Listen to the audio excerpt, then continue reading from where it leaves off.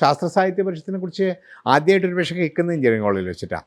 അന്ന് എനിക്ക് നേരിട്ട് ബന്ധമൊന്നുമില്ല. പരിഷത്തിൻ്റെ ചില പരിപാടികൾ നടക്കുന്നതായിട്ട് ഇങ്ങനെ അറിവ് കിട്ടുമായിരുന്നു. പരിഷത്തും ഏകദേശം ആ സമയത്തൊക്കെ ഇങ്ങനെ സജീവമായി വരുന്നേ ഉള്ളൂ. കേന്ദ്ര സർക്കാരിൻ്റെ ഒരു പ്രത്യേക പ്രോജക്റ്റ് ത്രിഗുണ സെൻ എന്ന് പറയുന്ന ആദ്യത്തെ നോൺ ഹിന്ദി എഡ്യൂക്കേഷൻ മിനിസ്റ്ററാണ് കേന്ദ്രത്തിലെ, ബംഗാളുകാരായിട്ടുള്ള അദ്ദേഹം. അപ്പോൾ പ്രാദേശിക ഭാഷകളുടെ വികസനത്തിന് വലിയ തോതിൽ പ്രവർത്തനങ്ങൾ നടത്തേണ്ടത് ആവശ്യമാണെന്ന് കേന്ദ്ര ഗവൺമെൻറ് അംഗീകരിക്കുന്നു. അതിനൊരു സ്കീം ഉണ്ടാക്കിയിട്ട് 1 കോടി രൂപ വീതം എല്ലാ സംസ്ഥാനങ്ങൾക്കും ഭാഷകൾക്കും കൊടുക്കുകയാണ്. അതിൻ്റെ ഭാഗമായിട്ടാണ് ഇൻസ്റ്റിറ്റ്യൂട്ട് തുടങ്ങിയത്. ഭാഷാ ഇൻസ്റ്റിറ്റ്യൂട്ട് അന്ന് വളരെ ഒത്തിരി ഊർജം ചുറ്റും വെതറുന്ന ഒരു സ്ഥാപനമാണ്. ഏറ്റവും പ്രധാനപ്പെട്ട കാര്യം ശാസ്ത്രവും സാങ്കേതിക വിദ്യയും വിജ്ഞാനവും മലയാളത്തിൽ ആക്കുക എന്ന വളരെ പ്രധാനപ്പെട്ട ഒരു ചുമതലയാണ് അവർ നിർവഹിക്കുന്നത് എന്ന് അവർക്ക് മാത്രമല്ല പൊതുവേ അത്തരത്തിലൊരു ചർച്ച നടക്കുന്നുണ്ട്. ഒരുപാട് കാലത്തേക്ക് പരിഷത്തിനെ നിലനിർത്തിയത് ഈ പരസ്പര ബന്ധം. എനിക്ക് തോന്നുന്നത് സംഘടനകളിൽ ഇത് വളരെ പ്രധാനമാണെന്ന് തോന്നുന്നു. വളരും തോറും ഇത് കൂടുതൽ ഫോർമലായി തീരുമെങ്കിലും എത്രത്തോളം ഇൻഫോർമലായിട്ടുള്ള ബന്ധം ആളുകൾ തമ്മിൽ നിലനിർത്താൻ കഴിയുമോ അത്രത്തോളം നമ്മുടെ കമ്മ്യൂണിക്കേഷൻ കൂടുതൽ ഇഫക്റ്റീവ് ആവും. അപ്പോൾ മുകളിൽ നിന്ന് താഴത്തുള്ള കമ്മ്യൂണിക്കേഷനേക്കാളൊക്കെ എത്രയോ നല്ലതായിരിക്കുമല്ലോ. നമ്മൾ തുല്യന്മാരാണ് പരസ്പരം. ഇപ്പോൾ എൻ്റെ മേലുദ്യോഗസ്ഥനാണ് MP എന്നൊക്കെ പറയാമെങ്കിലും എന്താ അഭിപ്രായ വ്യത്യാസം എനിക്ക് തുറന്നു പറയാം, അദ്ദേഹത്തിന് എന്നോട് പറയാം, വിമർശിക്കാം. അതിനൊന്നും ഒരു തടസ്സം ഉണ്ടായിരുന്നില്ല. ഇപ്പോൾ എത്രയോ ആശയങ്ങൾ ഞാൻ പറയുന്ന അവർ സ്വീകരിക്കും, ഞാൻ പറഞ്ഞ ചില ആശയങ്ങളോ അത് ശരിയല്ലടോ എന്ന് പറഞ്ഞാൽ എനിക്കത് തിരുത്താൻ കഴിയും. അതൊന്നും ഒട്ടും ഒരു എന്താ പറയുക കന്മഷമില്ലാതെ ഔപചാരികതയില്ലാതെ ഇതൊക്കെ പരിഷത്തിൻ്റെ അന്നത്തെ ഒരു വലിയ പ്രത്യേകതയായിട്ട് എനിക്ക് തോന്നിയിട്ടുണ്ട്.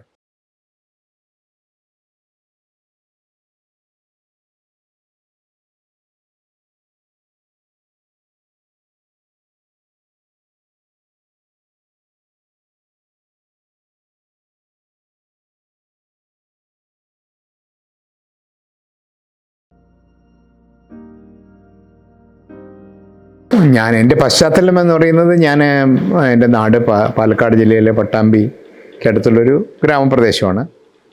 പുലാശ്ശേരി കിഴുമുറി എന്നൊക്കെ പറയും, കുപ്പം പഞ്ചായത്ത്. അപ്പോൾ അവിടെയാണ് പ്രാഥമിക വിദ്യാഭ്യാസമൊക്കെ അവിടെയായിരുന്നു. അത് കഴിഞ്ഞ് ഹൈസ്കൂൾ ഞങ്ങളുടെ അടുത്ത് തന്നെ ജനതാ ഹൈസ്കൂൾ എന്ന് പറഞ്ഞൊരു സ്കൂളിൽ പഠിച്ചു. അത് കഴിഞ്ഞ് പ്രീ ഡിഗ്രി ആയപ്പോൾ ഞങ്ങളുടെ കാലത്ത് തൊട്ടടുത്തൊന്നും കോളേജില്ല. ഇപ്പോൾ എൻ്റെ ഒരു അമ്മാവൻ എറണാകുളത്ത് ഉണ്ടായിരുന്നുകൊണ്ട് എറണാകുളത്ത് മഹാരാജാസ് കോളേജിലാണ് ഞാൻ പ്രീ ഡിഗ്രിക്ക് പഠിച്ചു തുടങ്ങിയത്. മഹാരാജാസിലെത്തിയത് കൊണ്ടാണ് കുറച്ച് ശാസ്ത്രം മാത്രമല്ല പൊതുവേ വായനയുടെ മേഖലയിലൊക്കെ താല്പര്യം വന്നു തുടങ്ങി. അത് സാഹിത്യത്തിലുണ്ടായിരുന്നു താല്പര്യം, രാഷ്ട്രീയത്തിൽ താല്പര്യം ഉണ്ടായിരുന്നു, ശാസ്ത്രത്തിന് താല്പര്യം ഉണ്ടായിരുന്നു. പൊതുവേ എല്ലാ കാര്യങ്ങളിലുള്ള ആ ഒരു കാലവും അങ്ങനെയായിരുന്നു.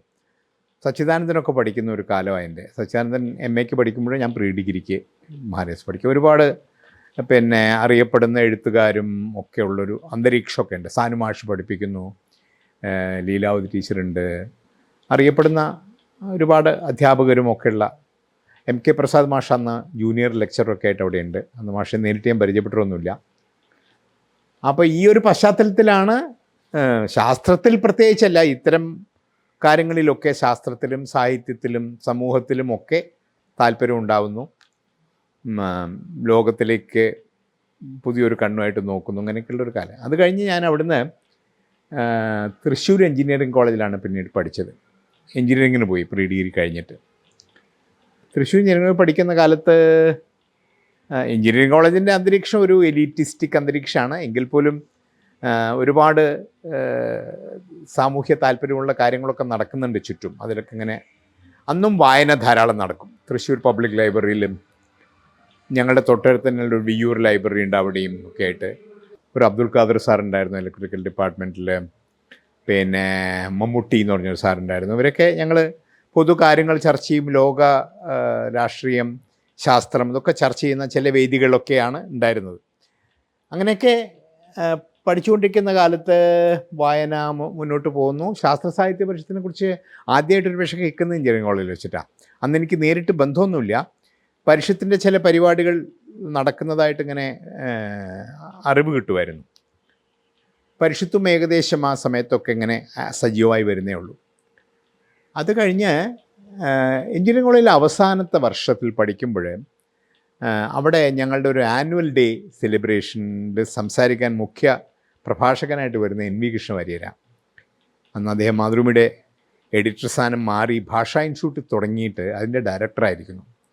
അപ്പോൾ ഭാഷാ ഇൻസ്റ്റിറ്റ്യൂട്ടിനെ കുറിച്ചും മറ്റേ ശാസ്ത്രവും സാങ്കേതിക വിദ്യയൊക്കെ മാതൃഭാഷയിലാവേണ്ടതിൻ്റെ ആവശ്യകതയെക്കുറിച്ചൊക്കെ അന്ന് അദ്ദേഹം വളരെ നന്നായി സംസാരിച്ചിരുന്നു.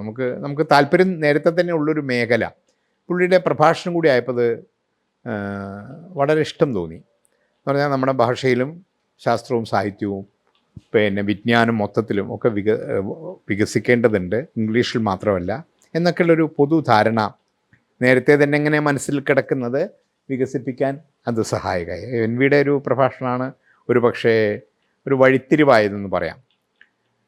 അത് കഴിഞ്ഞ് ഞാൻ എഞ്ചിനീയറിംഗ് പാസ്സായി നാട്ടിലേക്ക് വരുന്നു. കുറച്ച് കാലം അങ്ങനെ നിൽക്കുമ്പോൾ എൻ്റെ വളരെ അടുത്തൊരു സുഹൃത്താണ് ബാബു ഭരദ്വാജ് എന്ന് പറയുന്ന ഒരു എഴുത്തുകാരൻ. അദ്ദേഹം എഞ്ചിനീയറായിരുന്നു, പിന്നെ ധാരാളം നോവലുകളൊക്കെ എഴുതിയിട്ടുണ്ട്, കഥ എഴുതും. അപ്പോൾ ഞങ്ങൾ ഒരേ താല്പര്യമുള്ള ആൾക്കാരായിരുന്നു. കുറച്ചൊക്കെ കഥയുടെയും കവിതയുടെയും അസുഖം എനിക്കും ഉണ്ടായിരുന്നു. ബാബു ഭരദ്വാജ് എഞ്ചിനീയറിംഗ് കോളേജിൽ എൻ്റെ ഒരു കൊല്ലം സീനിയറാണ്. പക്ഷേ അദ്ദേഹം എഞ്ചിനീയറിംഗ് പാസ്സായിട്ട് അദ്ദേഹം അന്ന് SFI ഒക്കെ ആയിട്ട് ബന്ധപ്പെട്ട് പ്രവർത്തിക്കുന്നുണ്ട്. അദ്ദേഹത്തിന് തിരുവനന്തപുരത്തേക്ക് ചെറിയൊരു ജോലിയായിട്ട് വരാൻ അവസരം കിട്ടി. ഭാഷാ ഇൻസ്റ്റിറ്റ്യൂട്ടിൽ പ്രൂഫ് റീഡറായിട്ടാണ് അദ്ദേഹത്തിന് ജോലി കിട്ടിയത്. ഭാഷാ ഇൻസ്റ്റിറ്റ്യൂട്ട് തുടങ്ങിയിട്ടുള്ളൂ, 68 ഭാഷാ ഇൻസ്റ്റിറ്റ്യൂട്ട് തുടങ്ങിയത്. ഞാൻ ഈ പറയുന്ന 71-72 കാര്യമാണ്. അപ്പോൾ അവിടെ വന്ന് അദ്ദേഹം പിന്നെ പാർട്ട്ലി ഭാഷാ ഇൻസ്റ്റിറ്റ്യൂട്ടിൽ പ്രൂഫ് റീഡറും കുറച്ച് SFIയുടെ രാഷ്ട്രീയ പ്രവർത്തനമൊക്കെ ആയിട്ട് ഇവിടെ അങ്ങനെ കഴിയുന്ന കാലത്ത് ഒരു തവണ എന്നോട് ചോദിച്ചു, പരീക്ഷയൊക്കെ കഴിഞ്ഞില്ലേ, നിനക്ക് വേണമെങ്കിൽ ഇങ്ങോട്ട് വരാം, തിരുവനന്തപുരത്തേക്ക് വന്നിട്ട് നമുക്ക് പ്രൂഫ് റീഡിങ്ങും ഭാഷാ ഇൻസ്റ്റിറ്റ്യൂട്ടുകാർ പിന്നെ സാങ്കേതിക പുസ്തകങ്ങൾ, എൻജിനീയറിംഗ് ശാസ്ത്ര പുസ്തകങ്ങൾ മലയാളത്തിലാക്കുന്ന ഒരു സ്കീമൊക്കെ ഉണ്ട്, നമുക്ക് തർജ്ജമയൊക്കെ ചെയ്തു നോക്കാം എന്ന് പറഞ്ഞിട്ടൊരു വിളിച്ചു. അപ്പോൾ വെറുതെ ഇരിക്കല്ലേ, അപ്പം എന്നാൽ പോയേക്കാം എന്ന് തീരുമാനിച്ചിട്ട് ഞാൻ ഇങ്ങോട്ട് തിരുവനന്തപുരത്തേക്ക് വന്നു. ഭാഷാ ഇൻസ്റ്റിറ്റ്യൂട്ടിൽ ജോലിയൊന്നും ആയിട്ടല്ല, എൻ്റെ സുഹൃത്ത് പിന്നെ നന്ദൻകൂടെ ഒരു ലോഡ്ജ് എടുത്ത് താമസിക്കായിരുന്നു. എൻ്റെ അടുത്ത് അവൻ്റെ കൂടെ തന്നെ താമസമായി. കുറച്ച് വെറുതെ ഇരിക്കണ്ടെന്ന് കരുതി ചില പുസ്തകങ്ങളുടെ തർജ്ജമയും അങ്ങനെ തർജ്ജമ ചെയ്യാൻ വേണ്ടിയിട്ടുള്ള പുസ്തകങ്ങൾ അന്വേഷിച്ച് ഭാഷാ ഇൻസ്റ്റിറ്റ്യൂട്ട് തൊട്ടടുത്താണ് നന്ദൻകൂട്. അവിടെ ഒരു ദിവസം പോയി. അവിടെ ചെന്നപ്പോൾ സാങ്കേതിക ശാസ്ത്ര വകുപ്പിൻ്റെ ചുമതല, ടെക്നിക്കൽ സയൻസിനൊരു വകുപ്പുണ്ട് അവിടെ. അതിൻ്റെ അധ്യക്ഷൻ director, assistant director MB പരമേശ്വരനാണ്. NV കൃഷ്ണവാര്യനാണ് ഭാഷാ ഇൻസ്റ്റിറ്റ്യൂട്ടിൻ്റെ ഡയറക്ടർ. എന്ന് മാത്രമല്ല, കേരളത്തിലെ ഒരുവിധം അറിയപ്പെടുന്ന സാഹിത്യകാരന്മാർ, എഴുത്തുകാർ, ശാസ്ത്രം എഴുതുന്നവരൊക്കെ അവിടെയുണ്ട്. അപ്പോൾ 71-72 കാലത്ത് എൻ്റെ എഞ്ചിനീയറിംഗ് കഴിഞ്ഞ് ഉടനെയുള്ള വെക്കേഷൻ കഴിഞ്ഞ് ഉടനെയുള്ള സമയത്ത് മുഴുവനെ ഞാനിവിടെ ചിലവാക്കുന്നു. അതിനിടയിൽ 2-3 ചെറിയ പുസ്തകങ്ങളൊക്കെ തർജ്ജമ ചെയ്യുന്നു. തർജ്ജമ എനിക്ക് ഭാഷ നേരത്തെ തന്നെ വശമുള്ളതുകൊണ്ട് വലിയ ബുദ്ധിമുട്ടുണ്ടായിരുന്നില്ല. തരക്കടില്ലല്ലോ ഈ പണി എന്ന് എനിക്ക് തോന്നുന്നു. ഈ സമയത്ത് തന്നെ തിരുവനന്തപുരത്തുള്ള ചെറിയ ചെറിയ സാംസ്കാരിക, രാഷ്ട്രീയ, ശാസ്ത്രീയ പ്രവർത്തനങ്ങൾ, ശാസ്ത്ര സാഹിത്യ പരിഷത്തിൻ്റെ 1-2 ചെറിയ മീറ്റിങ്ങുകൾ, അന്ന് ചെറിയ സംഘടനയാ പരിഷത്ത്, അത് അറ്റൻഡ് ചെയ്യുന്നു. പിന്നെ ധാരാളമായിട്ട് മലയാളത്തിൽ ശാസ്ത്രവും സാഹിത്യവും ശാസ്ത്രവും സാങ്കേതിക വിദ്യയൊക്കെ മലയാളത്തിലാവുന്നതിനെക്കുറിച്ച് ധാരാളം ചർച്ച നടക്കുന്ന സമയമാണ്. ഭാഷാ ഇൻസ്റ്റിറ്റ്യൂട്ടിൽ പ്രത്യേകിച്ച് അവിടെ ചെല്ലുന്ന സമയത്ത് MB പരമേശ്വരനെ ഒരുപാടൊന്നും അന്ന് സംസാരിക്കാൻ അവസരം കിട്ടിയിട്ടില്ലെങ്കിലും അദ്ദേഹം വാക്കുകളെക്കുറിച്ചും ഇത് തർജ്ജമ ചെയ്യുമ്പോൾ ഉണ്ടാകുന്ന പ്രശ്നങ്ങളെക്കുറിച്ചൊക്കെ പറയുന്നുണ്ട്. കുറച്ച് ചെറുപ്പക്കാരെയൊക്കെ അവിടെ വെച്ച് പരിചയപ്പെടുന്നുണ്ട്. അങ്ങനെയൊക്കെ ഒരു അന്തരീക്ഷം. അത് കഴിഞ്ഞ് കുറച്ച് കാലം, ഒരു ഏതാണ്ട് 4-5 മാസം ഞാൻ ഈ തർജ്ജമയുടെ, അപ്പോൾ കുറച്ച് പൈസയൊക്കെ കിട്ടും, വെറുതെ ഇരിക്കല്ലേ, അപ്പോൾ തർജ്ജമയുടെ പൈസ കിട്ടും, സിനിമ കാണാനും അത്യാവശ്യം താമസത്തിൻ്റെ വാടക കൊടുക്കാനൊക്കെ തികയും. ബാബു ഭരദ്വാജിനൊന്ന് കല്യാണം കഴിക്കാൻ, അദ്ദേഹം പ്രേമ വിവാഹമാണ്, അപ്പോൾ വീട്ടിൽ നിന്നൊന്നും പൈസയൊന്നും കിട്ടില്ല, അതിന് സഹായത്തിന് പൈസ വേണം. അപ്പോൾ ഞാൻ തർജ്ജമ ചെയ്യുന്നു, അവൻ തർജ്ജമ ചെയ്യുന്നൊക്കെ ആയിട്ടുള്ള പൈസ ഒക്കെ എടുത്തിട്ടാണ്. കല്യാണമൊന്നും വലിയ ആർഭാടമുള്ള കല്യാണമൊന്നും ആരും കഴിക്കില്ല ആ കാലത്ത്. അതൊക്കെ അതിനൊക്കെ സഹായിക്കാൻ പറ്റുന്നു. അങ്ങനെ ഞങ്ങൾ ഒരുമിച്ച് കഴിയുന്നു. അങ്ങനെ ഇരിക്കുന്ന സമയത്ത് ഭാഷാ ഇൻസ്റ്റിറ്റ്യൂട്ടിൽ അപ്പോഴേക്ക് ഞാനൊരു 2-3-4 പുസ്തകങ്ങൾ തർജ്ജമ ചെയ്തിരിക്കുന്നു. എനിക്ക് ചെയ്യാൻ പറ്റുന്ന ഒരു പണിയാണ് ഈ തർജ്ജമ എന്ന് ബോധ്യമായിട്ടുണ്ട്, ഒരു കോൺഫിഡൻസ് വന്നിട്ടുണ്ട്. അങ്ങനെ ഇരിക്കുന്ന സമയത്ത് ഭാഷാ ഇൻസ്റ്റിറ്റ്യൂട്ടിൽ ഒരു പോസ്റ്റ് വേക്കൻ്റായി, junior research officer in technical science department, അതായത് സാങ്കേതിക ശാസ്ത്ര വിഭാഗത്തിൽ മെക്കാനിക്കൽ എഞ്ചിനീയറിംഗ് തസ്തികയിൽ ഒരാളെ ആവശ്യമുണ്ട്. അവർക്ക് ഓൾറെഡി ഇലക്ട്രിക്കലിലും സിവിലിലൊക്കെ ആളുണ്ട്, മെക്കാനിക്കലിൽ ആളില്ല. ഞാനാണെങ്കിൽ ഭാഗ്യവശാൽ മെക്കാനിക്കൽ എഞ്ചിനീയറിംഗ് ആണ്. അവർ പറഞ്ഞ ക്വാളിഫിക്കേഷനൊക്കെ എനിക്കുണ്ട്, നല്ല മാർക്ക് ഉണ്ടായിരുന്നു, ഫസ്റ്റ് ക്ലാസ് ഉണ്ടായിരുന്നു. അപ്പോൾ ഏതായാലും അന്ന് എഞ്ചിനീയറിംഗ് ആണ് എല്ലാവരുടെയും, എഞ്ചിനീയറിംഗ് പാസ്സായി കഴിഞ്ഞാൽ എഞ്ചിനീയറിംഗ് ജോലിക്ക് പോകണം എന്നാണല്ലോ ഒരു പൊതു വകുപ്പ്. ഏതായാലും ഇതിൽ കയറാം, പിന്നെ ആലോചിച്ച് നോക്കാം എന്ന മട്ടിൽ ഈ നമുക്ക് പരിചയമുള്ളൊരു ജോലി, ഇഷ്ടപ്പെട്ടൊരു ജോലി ആയതുകൊണ്ട് ഞാനത് അപേക്ഷിച്ചു. അതിൻ്റെ പരീക്ഷയും ഇൻ്റർവ്യൂ ഒക്കെ കഴിഞ്ഞപ്പോൾ ഭാഗ്യവശാൽ എനിക്ക് ആ ജോലി കിട്ടി. അങ്ങനെ 72 ഏപ്രിൽ മാസത്തിൽ ഞാനവിടെ ജോലിക്ക് ജോയിൻ ചെയ്തു. അങ്ങനെ ഭാഷാ ഇൻസ്റ്റിറ്റ്യൂട്ടിൽ പ്രവേശിക്കുന്നതോടുകൂടി വേറൊരു ലോകത്താണ് ഞാൻ ചെന്നപ്പെടുന്നത്. ഭാഷാ ഇൻസ്റ്റിറ്റ്യൂട്ട് അന്ന് വളരെ ഒത്തിരി ഊർജം ചുറ്റും വിതറുന്ന ഒരു സ്ഥാപനമാണ്. ഏറ്റവും പ്രധാനപ്പെട്ട കാര്യം ശാസ്ത്രവും സാങ്കേതിക വിദ്യയും വിജ്ഞാനവും പിന്നെ മലയാളത്തിൽ ആക്കുക എന്ന വളരെ പ്രധാനപ്പെട്ട ഒരു ചുമതലയാണ് അവർ നിർവഹിക്കുന്നത് എന്ന് അവർക്ക് മാത്രമല്ല പൊതുവേ ഒരു അത്തരത്തിലൊരു ചർച്ച നടക്കുന്നുണ്ട്. കേരളത്തിലെ ഒന്നാമത്തെ ഗവൺമെൻറ്റിൻ്റെ കാലത്ത്, രണ്ടാമത്തെ EMS ഗവൺമെൻറ്റിൻ്റെ കാലത്ത് 68-ലാണ് ഭാഷാ ഇൻസ്റ്റിറ്റ്യൂട്ട് സ്ഥാപിക്കപ്പെടുന്നത്. അപ്പോൾ വലിയ ഉദ്ദേശം, EMS നേരിട്ട് താല്പര്യമെടുക്കുന്നു. കേന്ദ്ര സർക്കാരിൻ്റെ ഒരു പ്രത്യേക പ്രോജക്റ്റ് ത്രിഗുണസെൻ എന്ന് പറയുന്ന ആദ്യത്തെ നോൺ ഹിന്ദി എഡ്യൂക്കേഷൻ മിനിസ്റ്ററാണ് കേന്ദ്രത്തിലെ, ബംഗാളുകാരായിട്ടുള്ള അദ്ദേഹം. അപ്പോൾ പ്രാദേശിക ഭാഷകളുടെ വികസനത്തിന് വലിയ തോതിൽ പ്രവർത്തനങ്ങൾ നടത്തേണ്ടത് ആവശ്യമാണെന്ന് കേന്ദ്ര ഗവൺമെൻറ് അംഗീകരിക്കുന്നു. അതിനൊരു സ്കീം ഉണ്ടാക്കിയിട്ട് 1 കോടി രൂപ വീതം എല്ലാ സംസ്ഥാനങ്ങൾക്കും ഭാഷകൾക്കും കൊടുക്കുകയാണ്. അതിൻ്റെ ഭാഗമായിട്ടാണ് ഇൻസ്റ്റിറ്റ്യൂട്ട് തുടങ്ങിയത്.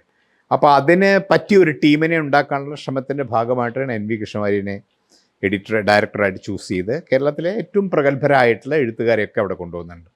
CK മൂസ എന്ന് പറഞ്ഞ ശാസ്ത്രം നന്നായി എഴുതുന്ന വ്യക്തിയാണ്. ഫിസിക്കൽ സയൻസ് ഡിപ്പാർട്ട്മെൻറ്റ് ഉണ്ടായിരുന്ന ഡോക്ടർ കരുണാകരൻ എന്ന് പറഞ്ഞാൽ ധാരാളമായിട്ട് സോഷ്യൽ സയൻസിൽ എല്ലാവരും അറിയുന്ന അദ്ദേഹം പിന്നെ ഉണ്ടവിടെ. പ്രൊഫസർ S ഗുപ്തൻ നായർ അവിടെയുണ്ട്. വിഷ്ണുനാരായണൻ നമ്പൂതിരി ഉണ്ട്. പഴവള രമേശൻ എന്ന് പറയുന്ന കവി അവിടെയുണ്ട്. കുറച്ചും കൂടെ കഴിഞ്ഞപ്പോഴേക്ക് ഡോക്ടർ KN എഴുത്തച്ഛൻ എന്ന് പറയുന്ന വളരെ പ്രഗത്ഭനായ മലയാള സാഹിത്യ നിരൂപകൻ അതവിടെയുണ്ട്. പിന്നെ ശാസ്ത്രത്തിൻ്റെ വിഭാഗങ്ങളിലാണെങ്കിൽ ധാരാളമായിട്ട് പിൽക്കാലത്ത് എഴുതുകയൊക്കെ ചെയ്ത ഡോക്ടർ ഗോപിമണിയുണ്ട്. KN ശ്രീനിവാസൻ എന്ന് പറയുന്ന മൃഗശാസ്ത്രത്തിലൊക്കെ ധാരാളം പുസ്തകങ്ങൾ എഴുതിയിട്ടുള്ള, പിന്നീട് പരിഷത്തിൻ്റെ സജീവൻ, അങ്ങനെ പലരും ഉണ്ട് അവിടെ. മലയാള സാഹിത്യത്തിലെ വളരെ പ്രധാനപ്പെട്ട പേരുകൾ, അച്യുതൻ മാഷ് അവിടെയുണ്ട്, M അച്യുതൻ. പിന്നെ TR ശ്രീനിവാസൻ എന്ന് പറയുന്നൊരു യുവകവിയും എഞ്ചിനീയറായിട്ടുള്ളൊരു അദ്ദേഹം എൻ്റെ ഡിപ്പാർട്ട്മെൻറ്റിൽ തന്നെയുണ്ട്. MB പരമേശ്വരനാണ് സാങ്കേതിക ശാസ്ത്ര വിഭാഗത്തിൻ്റെ. പിന്നെ PA വാര്യർ എന്ന് പറയുന്ന ബാലസാഹിത്യത്തിൻ്റെ പ്രഗത്ഭനുമൊക്കെ ആയിട്ടുള്ള ഒരുപാട് പേരുണ്ട്. ഞാൻ തന്നെ നേരത്തെ കേട്ടിട്ടുള്ള ഒരുപാട് പേരുകൾ. അപ്പോൾ ഇവരൊക്കെ ആയിട്ട് ബന്ധപ്പെടാനും ഇടപഴകാനും ഒക്കെ ഉള്ള ഒരു അവസരം കിട്ടുന്നു. പിന്നെ നമുക്ക് താല്പര്യം തോന്നുന്ന ഒരു മേഖല സാങ്കേതിക ശാസ്ത്ര വിഭാഗത്തിൻ്റെ ഒരു പ്രത്യേകത പറഞ്ഞാൽ അന്ന് MB പരമേശ്വരനാണ് ഡയറക്ടർ. പിന്നെ അദ്ദേഹം ശാസ്ത്ര സാഹിത്യ പരിഷത്തിൻ്റെ അന്നത്തെ ജനറൽ സെക്രട്ടറി ആണ്. അപ്പോൾ ശാസ്ത്ര സാഹിത്യ പരിഷത്ത് അന്ന് വലിയ സംഘടന ഒന്നല്ല, ചെറിയ സംഘടനയാണ്. MB പരമേശ്വരൻ സെക്രട്ടറി ആയിരുന്നുകൊണ്ട് അതാണ് പരിഷത്തിൻ്റെ ഓഫീസ്. 72ആണ്. അപ്പോൾ പരിഷത്ത് ഉണ്ടായിക്കഴിഞ്ഞിട്ട് ഏതാണ്ട് 10 വർഷം കഴിഞ്ഞിരിക്കണം. 1962-ലാണ് പരിഷത്തിൻ്റെ ഔപചാരികമായ ഉദ്ഘാടനം കോഴിക്കോട്ട് വെച്ച് നടക്കുന്നത്. ചെറിയ സംഘടന. അപ്പോൾ അങ്ങനെ വികസിച്ച് 4-5 പട്ടണങ്ങളിൽ മാത്രമേ അന്ന് പരിഷത്തുള്ളൂ. അപ്പോൾ ഞാൻ നേരത്തെ പരിഷത്തിനെ കുറിച്ച് കേട്ടിട്ടുണ്ടെങ്കിലും ഭാഷാ ഇൻസ്റ്റിറ്റ്യൂട്ടിൽ എത്തിയതോടുകൂടി പരിഷത്തിൻ്റെ ജീവിതത്തിൻ്റെ ഒരു ഭാഗം ഞാൻ അറിയാതെ തന്നെ അങ്ങ് ആവുന്നു. കാരണം MBയുടെ കൂടെയാണ് ജോലി ചെയ്യുന്നത്. അപ്പോൾ പകൽ സമയത്ത് മുഴുവൻ ഞങ്ങൾ ഭാഷാ ഇൻസ്റ്റിറ്റ്യൂട്ടിലെ പുസ്തകങ്ങളുടെ കാര്യം ചെയ്യും. വൈകുന്നേരം ആകുമ്പോഴേക്ക് ഓട്ടോമാറ്റിക്കായിട്ട് പരിഷത്തിൻ്റെ പ്രവർത്തനങ്ങൾ ആരംഭിക്കും. അവിടെ ചെറിയൊരു ടീമുണ്ട്. അമ്മ MN സുബ്രഹ്മണ്യൻ എന്ന് പറഞ്ഞിട്ട് പരിഷത്തിൻ്റെ ആദ്യകാലം മുതലേ പരിഷത്തിൻ്റെ കൂടെയുള്ള, അവിടെ ഭാഷാ ഇൻസ്റ്റിറ്റ്യൂട്ടിൽ അദ്ദേഹം പ്രവർത്തിക്കുന്നുണ്ട്. അദ്ദേഹം പരിഷത്തിൻ്റെ രൂപീകരണ കാലം മുതൽ അതുമായിട്ട് ബന്ധമുള്ള അധ്യാപകനായിരുന്നു. പക്ഷേ ശാസ്ത്ര കാര്യങ്ങളിൽ വലിയ താല്പര്യമുള്ള ആളായിരുന്നു. PT ഭാസ്കർ പണിക്കരൊക്കെ വളരെ അടുത്ത ആളാണ്. പിന്നെ KN ശ്രീനിവാസൻ എന്ന് പറയുന്ന ആൾ, ഗോപിമണി, അങ്ങനെ അവിടെ ശാസ്ത്ര വിഷയങ്ങളിലും അല്ലാത്ത വിഷയങ്ങളിലും താല്പര്യമുള്ള എല്ലാവരും ഏതെങ്കിലും ഒരു തരത്തിൽ പരിഷത്തൊക്കെ ആയിട്ട് ബന്ധമുള്ള ആളുകളാണ്. അപ്പോൾ NV കൃഷ്ണവാര്യരാണെങ്കിൽ പരിഷത്തിൻ്റെ പ്രാരംഭകാലം മുതൽ 62-ൽ പരിഷത്ത് രൂപീകരിക്കുമ്പോൾ അതിൻ്റെ ഖജാൻജിയാണ് NV കൃഷ്ണവാര്യർ. മാത്രമല്ല NVക്ക് ശാസ്ത്രകാര്യങ്ങൾ, സാഹിത്യകാര്യങ്ങളിൽ എന്ന പോലെ തന്നെ താല്പര്യമുണ്ട്. പിന്നെ മാതൃഭൂമി ആഴ്ചപ്പതിപ്പിലൂടെ ശാസ്ത്രലേഖനങ്ങൾ ആദ്യം പ്രത്യക്ഷപ്പെടുന്ന NVയുടെ കാലത്താണ്. നമ്മുടെ ഭാഷയിൽ ശാസ്ത്രം വികസിക്കണമെന്ന് ഏറ്റവും അധികം ആഗ്രഹിച്ചിരുന്ന ആളുകളിൽ ഒരാളാണ്. അതിന് വലിയ പ്രോത്സാഹനമൊക്കെ കൊടുത്ത ആളുമാണ്. അപ്പോൾ അദ്ദേഹം വരുമ്പോഴേക്ക് തന്നെ പ്രശസ്തമായിട്ടുള്ള പല പരമ്പരകളും മാതൃഭൂമിയിലൊക്കെ വന്നു കഴിഞ്ഞു. ഇന്ദുചൂടൻ്റെ കേരളത്തിലെ പക്ഷികളെക്കുറിച്ചുള്ള പുസ്തകം, കേരളത്തിലെ വിഷപ്പാമ്പുകളെക്കുറിച്ചുള്ള KG അടിയോടി, അദ്ദേഹമായിരുന്നു ഒന്നാമത്തെ ശാസ്ത്ര സാഹിത്യത്തിൻ്റെ സെക്രട്ടറി. പിന്നീട് മാത്യു താമരക്കാടിൻ്റെ കേരളത്തിലെ കാട്ടുപൂക്കൾ, അങ്ങനെ കമ്പ്യൂട്ടറിനെ കുറിച്ചുള്ള VK ദാമോദരൻ്റെ പുസ്തകം, അങ്ങനെ ആദ്യമായിട്ട് ശാസ്ത്രം സാങ്കേതിക വിദ്യയെക്കുറിച്ചുള്ള ലേഖനങ്ങളൊക്കെ വലിയ തോതിൽ സാഹിത്യത്തോടൊപ്പം തന്നെ പ്രാധാന്യത്തോടു കൂടി കൊടുത്ത പത്രാധിപരാണ് അദ്ദേഹം. അപ്പോൾ NV വൈജ്ഞ മറ്റേ സാഹിത്യ നിരൂപണ, സാഹിത്യ കവി എന്നുള്ള നിലയ്ക്കൊക്കെ അറിയപ്പെടുന്ന പോലെ തന്നെ വലിയ താല്പര്യം അദ്ദേഹത്തിന് ശാസ്ത്രത്തിലും സാങ്കേതിക വിദ്യയിലും ഉണ്ടായിരുന്നു. അത് മലയാളത്തിൽ വരണമെന്ന കാര്യത്തിലുണ്ടായിരുന്നു. അതുകൊണ്ടാണ് അദ്ദേഹം പരിഷത്തിൻ്റെ സ്ഥാപകരിൽ ഒരാളായി മാറിയതും. അപ്പോൾ അദ്ദേഹമാണ് ഡയറക്ടർ. അപ്പോൾ സ്വാഭാവികമായിട്ടും ഇതെല്ലാം കൂടി ചേരുന്ന ഒരു തരത്തിൽ പറഞ്ഞാൽ അന്നത്തെ പരിഷത്തിൻ്റെ ഒരു ഹെഡ് ക്വാർട്ടേഴ്സ് തന്നെയായിരുന്നു ഭാഷാ ഇൻസ്റ്റിറ്റ്യൂട്ട്. അപ്പോൾ സ്വാഭാവികമായിട്ടും എന്നെ ആരും ക്ഷണിച്ചതൊന്നുമല്ല, ഞാൻ സ്വാഭാവികമായി അതിൻ്റെ ഭാഗമായിട്ട് അങ്ങ് തീരുന്നു. ഭാഷാ ഇൻസ്റ്റിറ്റ്യൂട്ടിൻ്റെ ഭാഗമായി തീരുക എന്ന് പറഞ്ഞാൽ അന്ന് പരിഷത്തിൻ്റെ ഭാഗമായി തീരുക എന്നും കൂടി അർത്ഥമാണ്. അതങ്ങനെ ഏതെങ്കിലും ഒരാൾ പറഞ്ഞിട്ടൊന്നുമല്ല. അങ്ങനെ ഇരിക്കുമ്പോൾ ഒരു ദിവസം MN സുബ്രഹ്മണ്യൻ എന്നോട് നമുക്കൊരു മെമ്പർഷിപ്പ് എടുത്ത് കളയാം എന്ന് പറഞ്ഞിട്ട് മെമ്പർഷിപ്പ് എടുക്കുന്നു. എന്താ പറയുക, വളരെ നാച്ചുറലായിട്ട്. അതിന് 2-3 കാരണം. ഒന്ന്, ഈ വിഷയത്തിൽ നമുക്ക് ഉള്ളൊരു താല്പര്യം, നമ്മുടെ ഭാഷയിൽ ശാസ്ത്രവും സാങ്കേതിക വിദ്യയും എത്തേണ്ടത് വളരെ പ്രധാനപ്പെട്ട ഒന്നാണെന്നുള്ള എന്താ പറയുക, ഒരു ചെറുപ്പക്കാരൻ്റെ ഒരു മറ്റെല്ലാ ചെറുപ്പക്കാരുടെയും പോലെ അല്പം ഉൽപ്പതിഷ്ണുമായിട്ടുള്ള പുതിയ കാര്യങ്ങളെക്കുറിച്ച് ആലോചിക്കുന്ന ഏതൊരാൾക്കും ഉണ്ടായിരുന്ന ഒരു തോന്നൽ എന്നിലുണ്ടായി.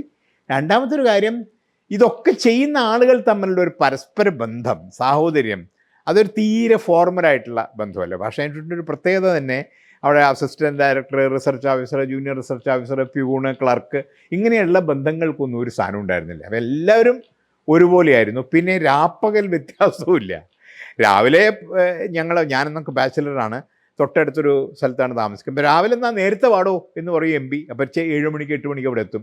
അപ്പോൾ 10 മണിക്ക് ഓഫീസ് തുടങ്ങുന്നതിന് മുമ്പുള്ള 2 മണിക്കൂർ ഇരുന്നിട്ട് ഞങ്ങൾ പരിഷത്തിൻ്റെ കാര്യങ്ങൾ, ചിലപ്പോൾ ലഘുലേഖകൾ തയ്യാറാക്കലായിരിക്കും, അല്ലെങ്കിൽ മെമ്പർഷിപ്പിൻ്റെ പണിയായിരിക്കും. സംഘടനാ പ്രവർത്തനവും അക്കാഡമിക് പ്രവർത്തനവും തമ്മിലൊന്നും വ്യത്യാസമില്ല. എല്ലാം ചെയ്യുന്ന ആളുകൾ, അദ്ദേഹം അസിസ്റ്റൻ്റ് ഡയറക്ടർ, ഞാൻ റിസർച്ച് ഓഫീസറാണ്, അദ്ദേഹത്തിൻ്റെ കീഴിലൊരാളാണ്. പക്ഷെ അതൊന്നും ഞങ്ങളുടെ പ്രവർത്തനത്തെ ബാധിക്കുന്നില്ല. ഒരു വളരെ അനൗപചാരിക, ഒരുമിച്ച് കാപ്പി കുടിക്കുന്നു, ഒരുമിച്ച് ഭക്ഷണം കഴിക്കുന്നു, ഭക്ഷണത്തിനിടയിൽ ചർച്ച നടക്കുന്നു, ഒട്ടും ഫോർമലല്ലാത്ത ഒരു ഔപചാരികത ഒട്ടും തീണ്ടാത്ത, നമ്മുടെ ജീവിതത്തിൻ്റെ ഭാഗമായി തന്നെ. ഇപ്പോൾ MB വീട്ടിൽ വരും, ബാക്കിയുള്ളവർക്ക് വീട്ടിൽ വരും, ഞാൻ അവരുടെ വീട്ടിൽ പോകും, അങ്ങനെയൊക്കെയുള്ള ഒരു ബന്ധം. എനിക്ക് തോന്നുന്നത് പരിഷത്തിലെ ആദ്യകാലത്തൊക്കെ വന്ന എല്ലാവരെയും ആകർഷിക്കുന്ന ഒരു ഘടകം എന്താ പറയുക, ആളുകൾ തമ്മിലുള്ള പരസ്പര ബന്ധവും മേൽകീഴ് വ്യത്യാസമില്ലായ്മയും, അതേപോലെ ഒരു പാഷൻ ഈ വിഷയത്തോടുള്ള, ശാസ്ത്രത്തോടും, അതോടൊപ്പം ഇത് മലയാളത്തിൽ ആവേണ്ടതുണ്ട്, ജനങ്ങളുടെ ഇടയിൽ എത്തേണ്ടതുണ്ട് എന്നൊക്കെ ഉള്ളതിൻ്റെ ആരും ഒരു വലിയ പ്രസംഗത്തിലൂടെ നമ്മളെ ബോധ്യപ്പെടുത്തിയതൊന്നുമല്ല. നമുക്ക് സ്വയം ഈ ചെയ്ത്തിലൂടെയും കാഴ്ചയിലും, പിന്നെ വളരെ ലളിതമായ ജീവിത രീതിയും ഒക്കെയാണ് ഇവരുടെയൊക്കെ. ഇപ്പോൾ തട്ടുകടയിൽ പോകാൻ, നമ്മൾ തട്ടുകടയിൽ പോയി എല്ലാവരും കൊണ്ട് ഒരുമിച്ച് ചായ കുടിക്കും, ഒരുമിച്ചിരുന്ന ഭക്ഷണം, ഉച്ചയ്ക്കുള്ള ഭക്ഷണം എന്ന് പറഞ്ഞാൽ ഞാനൊക്കെ പുറത്തുനിന്ന് കടയിൽ നിന്നാണ് കൊണ്ടുവരും. അപ്പോൾ ഞങ്ങളെല്ലാവരും കൂടി ഒരുമിച്ചായിരിക്കുക. ചില വീട്ടിൽ നിന്ന് കൊണ്ടുവരുന്നുണ്ടാവും, ചിലപ്പോൾ കടയിൽ നിന്ന് വരുന്നവരുണ്ടാവും. ഇങ്ങനെയൊക്കെയുള്ള എല്ലാവരും കൂടി ഒരുമിച്ച് ഒരു 10, 20, 25 വിഭവങ്ങളൊക്കെ ആയിട്ട് എല്ലാം ഇങ്ങോട്ട് കൊടുത്ത് അതൊരു തന്നെ ഒരുപാട് കാലത്തേക്ക് പരിഷത്തിനെ നിലനിർത്തിയത് ഈ പരസ്പര ബന്ധം. എനിക്ക് തോന്നുന്നത് സംഘടനകളിൽ ഇത് വളരെ പ്രധാനമാണെന്ന് തോന്നുന്നു. വളരും തോറും ഇത് കൂടുതൽ ഫോർമലായി തീരുമെങ്കിലും എത്രത്തോളം ഇൻഫോർമലായിട്ടുള്ള ബന്ധം ആളുകൾ തമ്മിൽ നിലനിർത്താൻ കഴിയുമോ അത്രത്തോളം നമ്മുടെ കമ്മ്യൂണിക്കേഷൻ കൂടുതൽ ഇഫക്റ്റീവ് ആവും. അപ്പോൾ മുകളിൽ നിന്ന് താഴത്തുള്ള കമ്മ്യൂണിക്കേഷനേക്കാളൊക്കെ എത്രയോ നല്ലതായിരിക്കുമല്ലോ. നമ്മൾ തുല്യന്മാരാണ് പരസ്പരം. ഇപ്പോൾ എൻ്റെ മേലുദ്യോഗസ്ഥനാണ് MB എന്നൊക്കെ പറയാമെങ്കിലും എന്താ അഭിപ്രായ വ്യത്യാസം എനിക്ക് തുറന്നു പറയാം, അദ്ദേഹത്തിന് എന്നോട് പറയാം, വിമർശിക്കാം. അതിനൊന്നും ഒരു തടസ്സം ഉണ്ടായിരുന്നില്ല. ഇപ്പോൾ എത്രയോ ആശയങ്ങൾ ഞാൻ പറയുന്നത് അവർ സ്വീകരിക്കും, ഞാൻ പറഞ്ഞ ചില ആശയങ്ങളോ അത് ശരിയല്ലടോ എന്ന് പറഞ്ഞാൽ എനിക്കത് തിരുത്താൻ കഴിയും. അതൊന്നും ഒട്ടും ഒരു എന്താ പറയുക, കന്മഷമില്ലാതെ, ഔപചാരികതയില്ലാതെ, ഇതൊക്കെ പരിഷത്തിൻ്റെ അന്നത്തെ ഒരു വലിയ പ്രത്യേകതയായിട്ട് എനിക്ക് തോന്നിയിട്ടുണ്ട്. അങ്ങനെ മുന്നോട്ട് പോകുന്നു. അപ്പോൾ ഇതിൻ്റെ കൂട്ടത്തിൽ പരിഷത്തിൻ്റെ സമ്മേളനങ്ങൾ നടക്കുന്നു.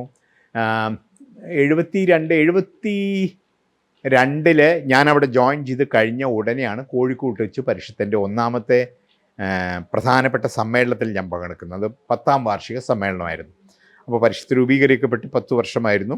അതിനിടയ്ക്കൊക്കെ ചെറിയ ചെറിയ സമ്മേളനങ്ങളൊക്കെ നടക്കും, വളരെ 10, 20, 25, 30 പേര് പങ്കെടുക്കുന്ന സമ്മേളനം. പക്ഷെ 10 വർഷമായി കഴിഞ്ഞപ്പോൾ കുറച്ചും കൂടെ വിപുലമായിട്ടുള്ള ഒരു സംഘടനയായിട്ട് തന്നെ മാറ്റണം എന്ന ഒരു തോന്നലുണ്ടാവുകയും വിപുലമായ ഒരു സമ്മേളനം കോഴിക്കോട് ടൗൺ ഹാളിൽ, അന്നൊരു എക്സിബിഷൻ ഉണ്ട് അവിടെ.